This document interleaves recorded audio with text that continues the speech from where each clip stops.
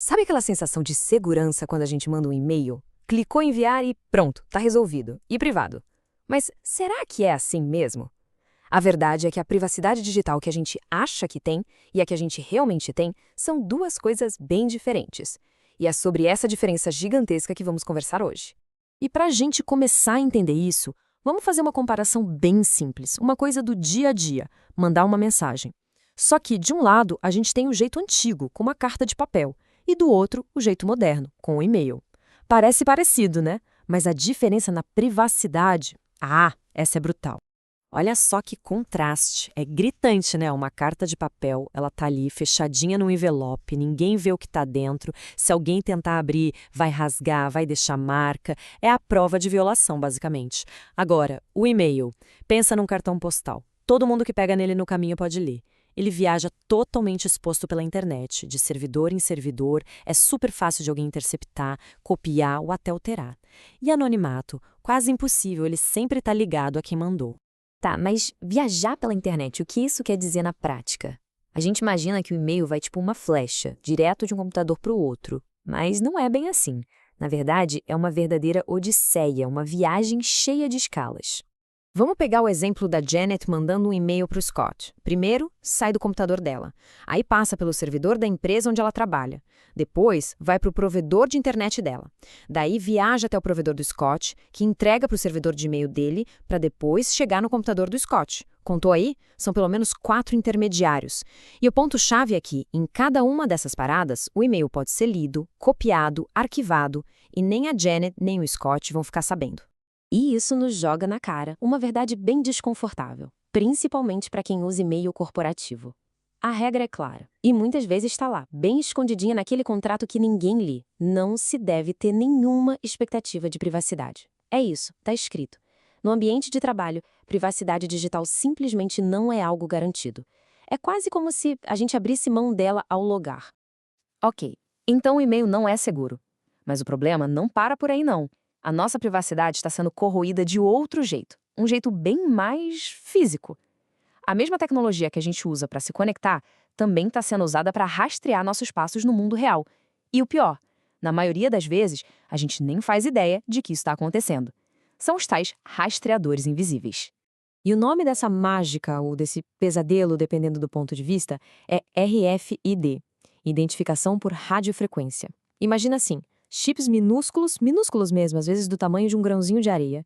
Esses chips podem ser colocados em praticamente qualquer coisa. E cada um deles tem um número de identidade único que ele fica transmitindo. E que um leitor pode captar à distância. E antes que alguém pense, isso é coisa de filme de espião, pare e pensa um pouco.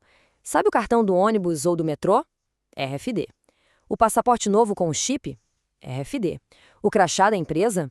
Também. Até aquela etiqueta de alarme na roupa da loja. Pois é, a tecnologia não está vindo, ela já chegou e está por toda parte, completamente integrada na nossa rotina. E aí vem a pergunta de $1 milhão. Se hoje já temos RFID em várias coisas, imagina o futuro. O que acontece no dia em que não só o passaporte, mas a carteira, a chave, o sapato, a jaqueta, tudo, absolutamente tudo que a gente carrega tiver uma dessas etiquetas digitais? Que tipo de anonimato sobra num mundo assim? Pensa só nesse cenário, que já não é mais tão futurista assim. Uma pessoa compra uma camisa com o chip RFD embutido no tecido.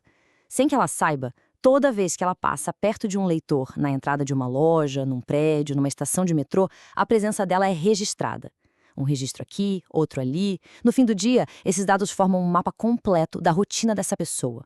Um perfil de hábitos e movimentos criado sem nenhuma permissão. E o perigo não é só físico, ele volta para o digital. Pensa nos nossos arquivos, fotos, tudo que a gente joga na tal da nuvem. Primeiro, a gente nem sabe em que país aquele servidor está. E por que isso importa? Porque as leis de privacidade mudam completamente de um lugar para o outro. E tem mais, naqueles termos de serviço que a gente aceita sem ler, a gente pode estar sem querer dando para a empresa a propriedade de tudo que a gente guardou lá. Bom, com tanto risco e tanta vulnerabilidade, é claro que ia ter uma reação, né? Começou a surgir um movimento de contra-ataque. Pessoas e grupos criando ferramentas, tecnologias, justamente para tentar devolver um pouco do nosso anonimato e da nossa privacidade.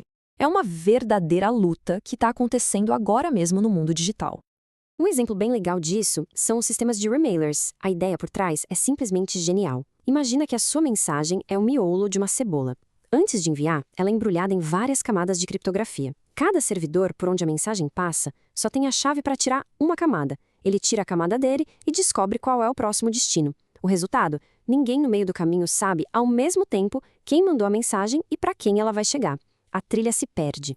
Mas, a maioria de nós confia no que as empresas de tecnologia prometem. E é aí que a coisa fica perigosa.